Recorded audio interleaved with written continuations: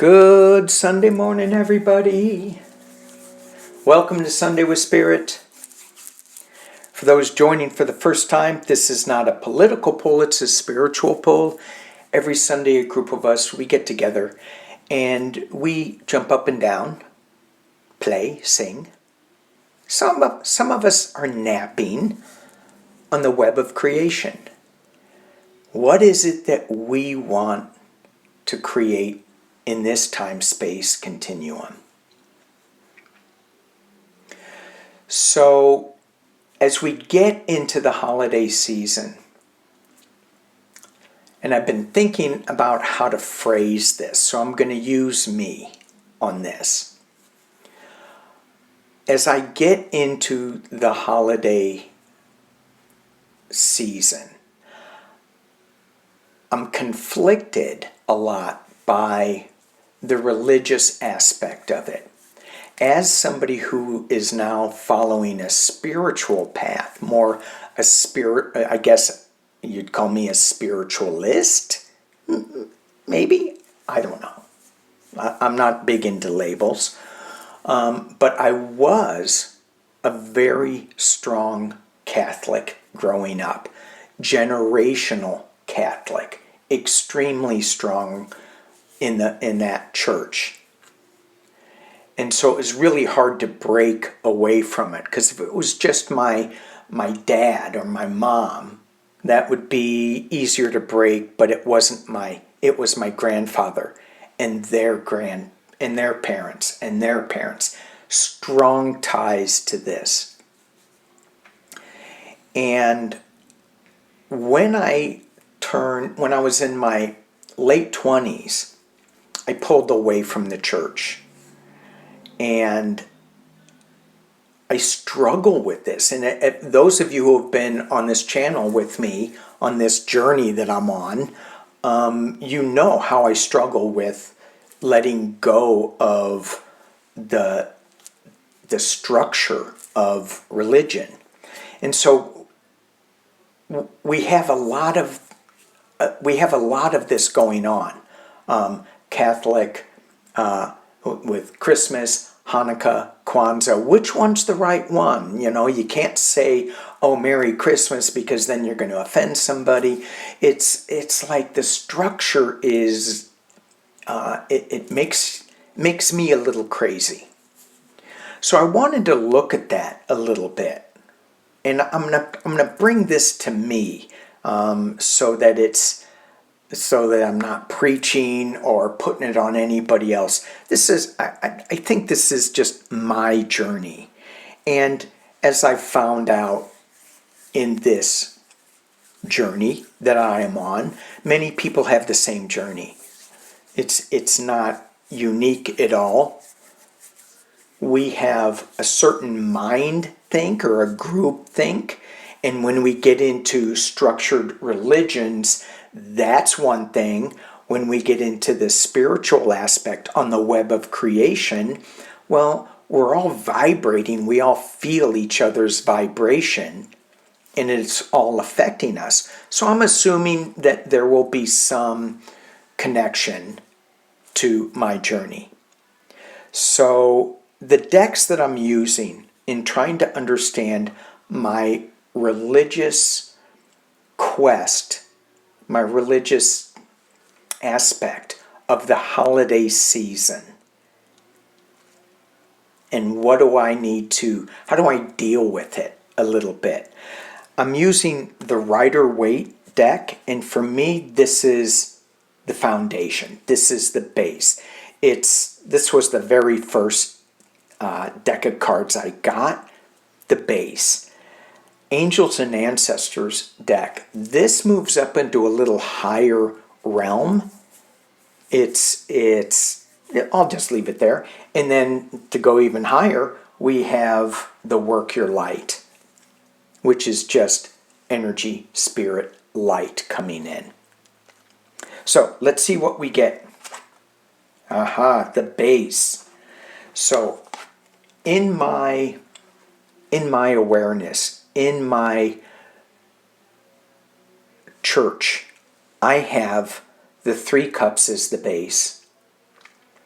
and then there is being something presented to me, but I'm not looking at it.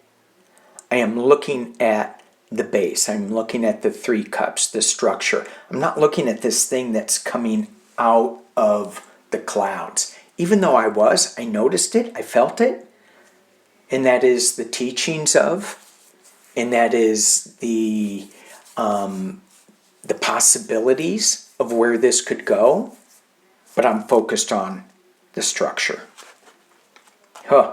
And it's sticking me in the ground. It's keeping me from moving forward, looking at the 3 cups on the ground.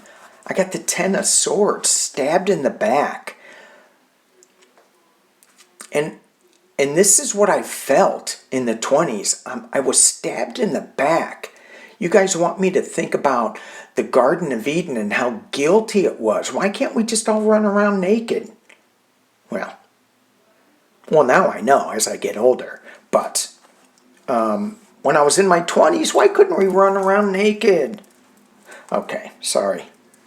Squirrel moment. Moving on.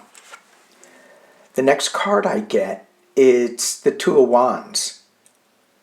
So this is 2 ways of thinking of things, but one of them is going to come to fruition. And it has more of a world implication with it. And as you guys know, I am into shamanism, which is the oldest spiritual practice known, and it's all over the world. And there are certain practices, ceremonies, that are similar all over the world. And nobody wrote this down. There is no shaman's Bible. At least I don't think there is. There might be. I don't know. I don't think there is. So where I was stuck in the ground with this religious structure. And it was built on fear. It was built on repression. It was built on... I'm surprised I didn't get any money cards here, because Catholic Church, they're pretty good about making money. And I just dropped the crystal out of my hand that I was holding, so I guess I shouldn't be talking about the money aspect of it. Let's move on. So, the angels and ancestors, I got 2 cards there. As I progressed from feeling really bogged down, stuck in my spiritual practice, something was coming. I didn't know what it was, but something was coming. Knight, be brave and honest. And this is where I was struggling a lot. How do I be brave by letting something go that was so important to my family, to my father, my mother a little bit, but my father, my grandfather, all of that? How do I do this? How do I set myself away from that? It was hard. I had to step in there with bravery and honesty, saying this is not what I believe in. Ooh, that was hard. And yeah, I had to shift my perception. And my path on this was, I left, in my shifting of perception, I left that church behind. I said, I don't want anything to do with it. Even though it would still come back in a prayer or 2. It would come back. There was this guy that was, going back to this card, something coming to fruition that had world implications.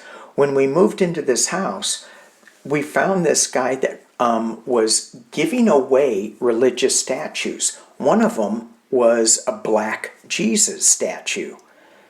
And my wife goes, hey, do you want a black Jesus? And I said, yes. So I went and got this statue, and he had other statues. He had Buddha.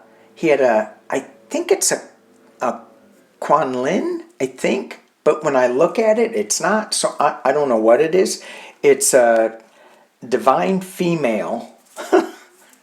So I said, yes. So we have all these world statues of spiritual teachers in our backyard. It's kind of cool. So I shifted my perception. But it did not include the Catholic Church. The next card we get, and this I got a double card, so this one is surround yourself with protective energy. Okay. What does this mean? Surround yourself in protective energy. As I'm transitioning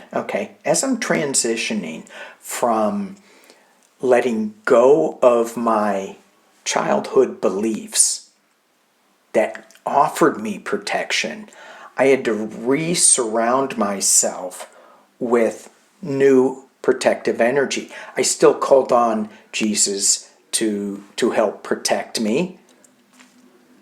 And now I call on other archangels to protect me, so I still use the angels, and they're not specific to, the Catholic Church. They're more spiritual. They're in, I think I read this in every religion that they believe in angels. Maybe not, and Buddhism is not a religion. So, because I asked my brother about this. But anyway, surround myself with protection energy.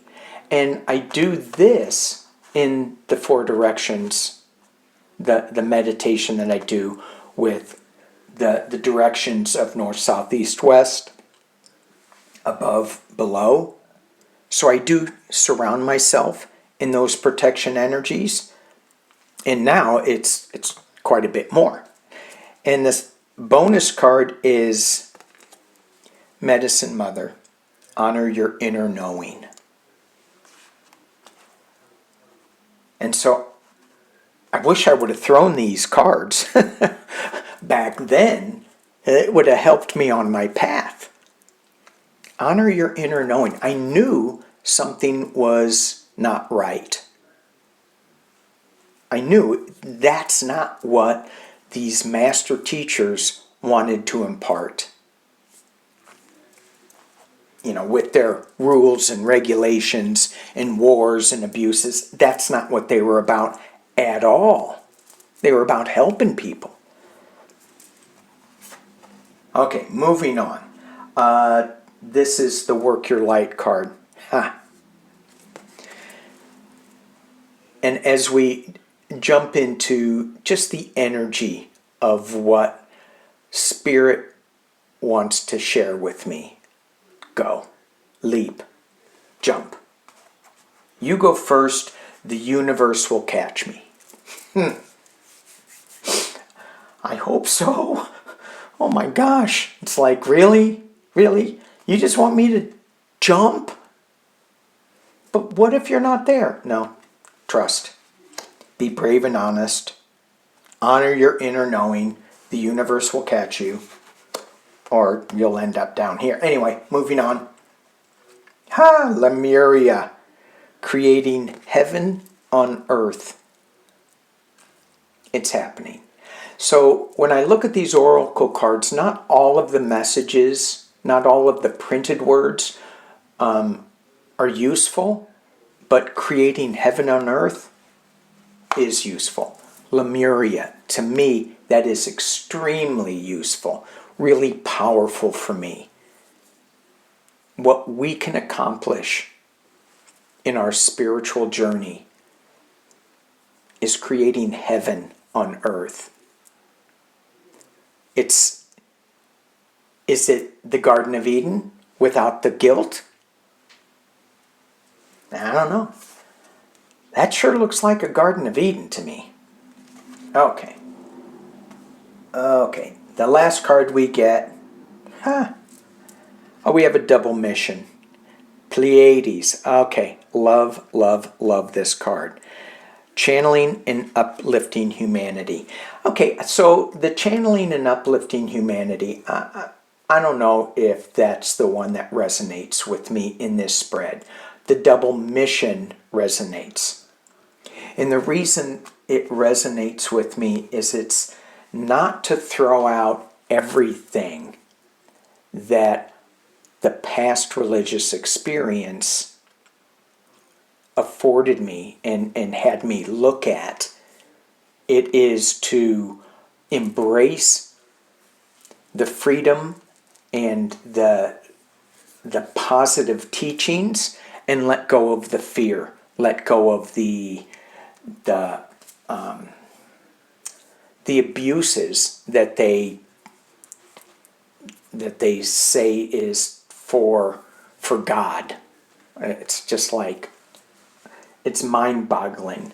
So anyway, and then I drop back into this and this fear when I even go into the double mission, let go of the things that don't work.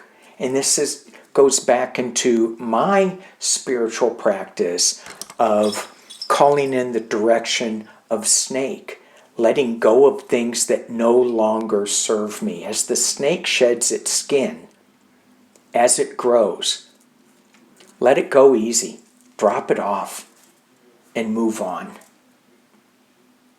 It's the double mission. So it's not getting stuck, it's uplifting. And so whatever teachings are uplifting, I'm going to embrace those. Whatever teachings are sticking us in the ground and not allowing us to move up, I'm letting go. So as I set